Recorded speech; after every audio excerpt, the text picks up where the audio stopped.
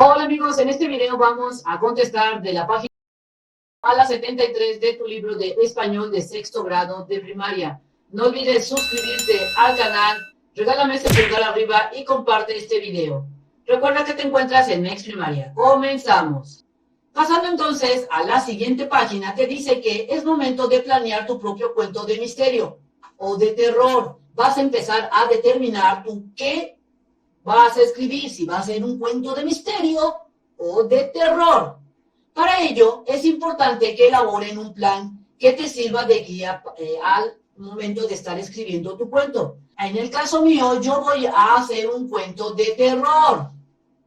Te dice aquí que considera la trama. Así es que de acuerdo a mi cuento que yo voy a hacer, la trama de mi cuento será que llegan a una casa embrujada, encuentran a un fantasma que en vida era un niño de 10 años, el cual pide ayuda a los seres humanos. Esa es mi trama. ¿Cuáles van a ser las características físicas y psicológicas de los personajes de mi cuento? Te dejo cuáles son las características de mi cuento para que tú puedas ver más o menos qué es lo que vas a hacer. Las características físicas y psicológicas de mis personajes es que son dos jóvenes de unos 25 años de edad que están buscando aventuras fantasmales, pero tienen un grado de incredulidad porque no saben si son reales o son una invención. Luego aquí te dice que también describas el ambiente y los escenarios. Así es que, de acuerdo a mi cuento que yo voy a hacer, el ambiente y escenario serían la casa abandonada, cayéndose a pedazos, y un departamento de los jóvenes. También te dice aquí que trabaja con tu equipo o en tu casa, o como te diga tu maestra, con lo que ya aprendieron acerca de los cuentos de terror o misterio. Propongan varios temas que sirvan para desarrollar historias de este género. Describan la historia que será contada. ¿De qué trata el cuento? Así es que mi cuento trata, el que yo voy a escribir, recuerda que tu cuento va a ser diferente, esto es solo un ejemplo. Mi cuento trata de dos jóvenes que buscan aventuras en una casa, que hay fantasmas, pero no saben qué pasará. ¿Qué cosa pasará? De acuerdo a mi cuento que yo voy a escribir, en mi cuento habrá una aventura donde tendrán que enfrentar a algunos fantasmas malévolos y ellos tratarán de liberar un fantasma niño que está atrapado. Estoy respondiendo a la pregunta, ¿qué cosas pasarán? Mira, esta respuesta corresponde a esta pregunta de acuerdo a mi cuento. Luego te dice, escribe en tu cuaderno el nombre de los personajes protagónicos y antagónicos. Así es que respondiendo este cuestionamiento, que es el nombre de mis protagonistas son Camilo y Roberto, que son jóvenes de 25 años, muy locochones y llenos de energía, y el fantasma niño, que también es mi personaje, que se llama ese fantasma Fernando, de 10 años, y es muy amigable. Y voy a decirte los antagónicos. Los antagónicos de mi cuento serán los fantasmas malévolos, que se llaman Emiliano, Ruperto y el fantasma Carmelo. Todos son fantasmas. Recuerda que el antagónico es la persona mala o el malo de la película o del cuento. En este caso son cuentos. Y los protagonistas son los buenos de tu cuento. Pasando entonces al siguiente punto, te dice que elabores una cronología de los acontecimientos que sucederán en la historia para determinar la estructura del cuento. Señala el planteamiento del nudo y el desenlace. Así es que en los siguientes puntos tienes que determinar cuál es el planteamiento, que se determina con la siguiente pregunta: ¿qué sucede al principio? Tienes que determinar el nudo, cómo se desarrolla el conflicto, y el desenlace es cómo termina la historia. Y tiene que tener esta secuencia: primero el planteamiento, y luego le sigue el nudo, y por último el desenlace. Así es que la cronología de mi cuento, yo te digo que comienza una mañana con mucho sol, donde dos jóvenes amigos deciden emprender una aventura en una casa que se considera que espantan. Planean algo fantástico, preparan comida para llevar unos refrescos, papel de baño y cámara fotográfica y cámara de video. La casa donde van a pasar algunas noches de terror es una casa que está abandonada, no tiene luz, y cuando entras tiene símbolos terroríficos que alguna gente ha hecho. Ese sería mi planteamiento de mi cuento. Ahora voy a analizar el nudo.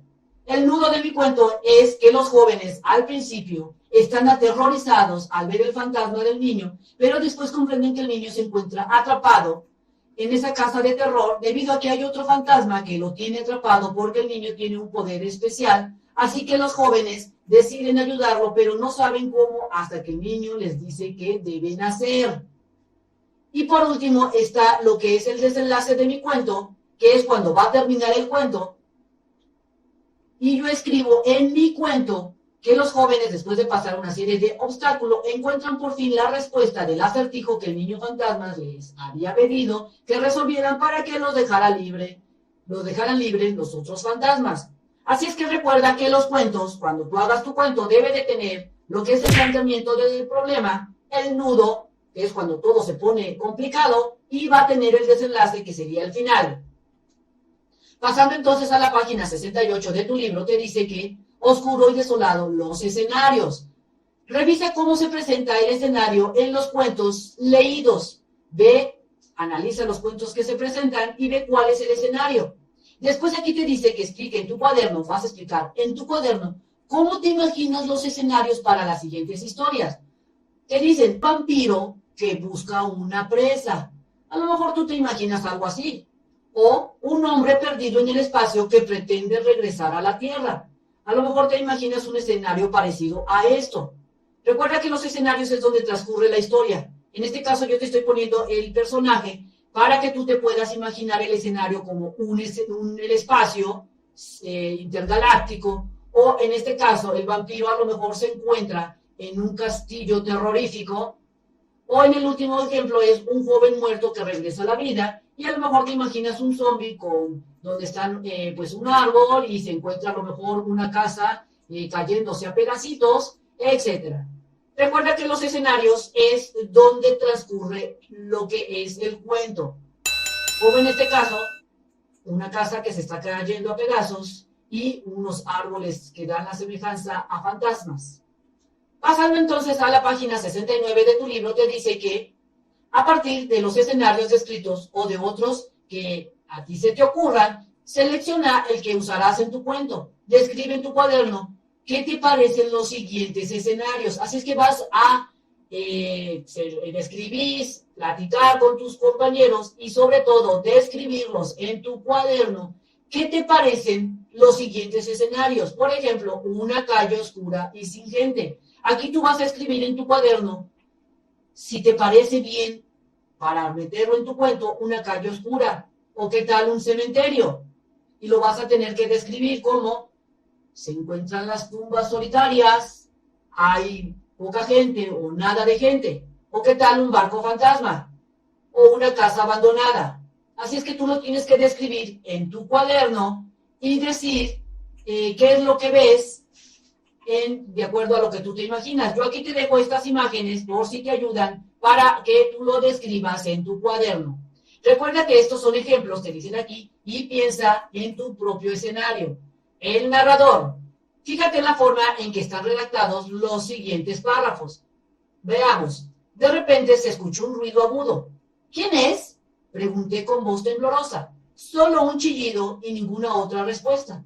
Pensé que sería una rata. A veces hay ratas en la basura, dije, para calmar los nervios que ya se me estaban poniendo de puntas. Aquí el autor escribe como si fuera el protagonista del cuento.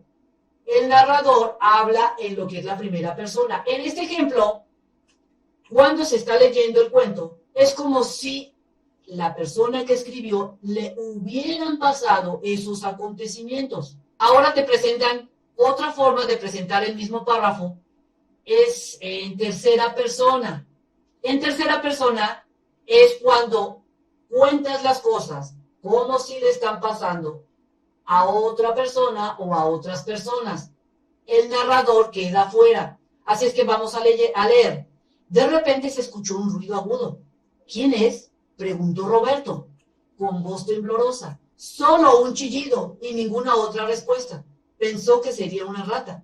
A veces hay ratas en la basura, dijo para calmar a los nervios que ya se le estaban poniendo de puntas. Si te das cuenta, en el primer párrafo, el personaje cuenta las cosas como si le pasaran a él. Y en el segundo, las cuenta cómo le están pasando, en este caso, al niño que se llama Roberto. Pasando entonces a la página 70, te dice los recursos descriptivos en los relatos. Un recurso que se emplea para darle vida a la descripción es el discurso metafórico. El discurso metafórico es la forma de expresarse mediante la introducción de metáforas. Se emplean lo que son los símiles y metáforas. Los símiles es la comparación o expresión de la semejanza entre dos cosas. Es cuando comparas. La metáfora es una figura literaria en la que se atribuyen características propias de una cosa a otra, sin mencionarla explícitamente. La forma más simple de elaborar metáforas es a partir de la comparación. Vamos entonces a revisar los siguientes ejemplos. Sin metáfora. Vamos a leer un párrafo sin que se utilice ni metáforas, ni símiles, ni nada. De pronto, en medio de una calle desolada, un hombre con ojos rojos y manos frías le tocó el hombro. Ahora vamos a leer el mismo párrafo, pero empleando símil. De pronto, en medio de una calle desolada, un hombre con ojos como hogueras y manos parecidas a la de un esqueleto le tocó el hombro. Si te das cuenta, con símil le están añadiendo comparaciones. Con metáforas. De pronto, en medio de una calle desolada, un hombre con mirada de fuego y manos de hielo le tocó el hombro. Aquí se están usando las metáforas diciendo con mirada de fuego y manos de hielo.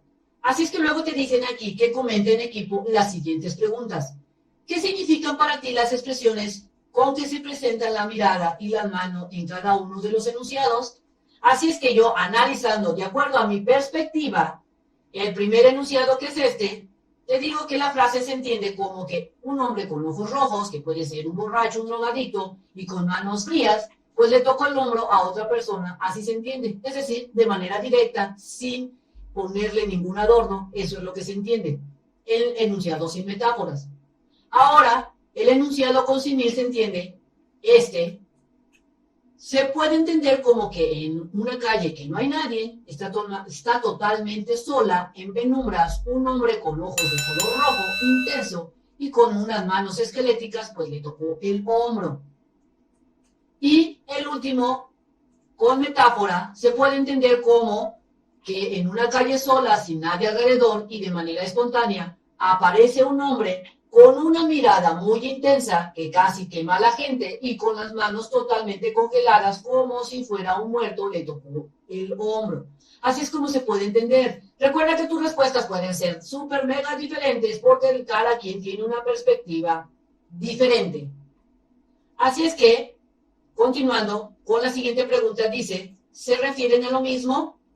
Estos tres párrafos se refieren a lo mismo. Y yo pongo como respuesta que no, para mí no. Son escenas diferentes. Por tal motivo, no significa lo mismo. Ese es mi punto de vista. Para la siguiente pregunta es, ¿cuál te resulta más atractiva?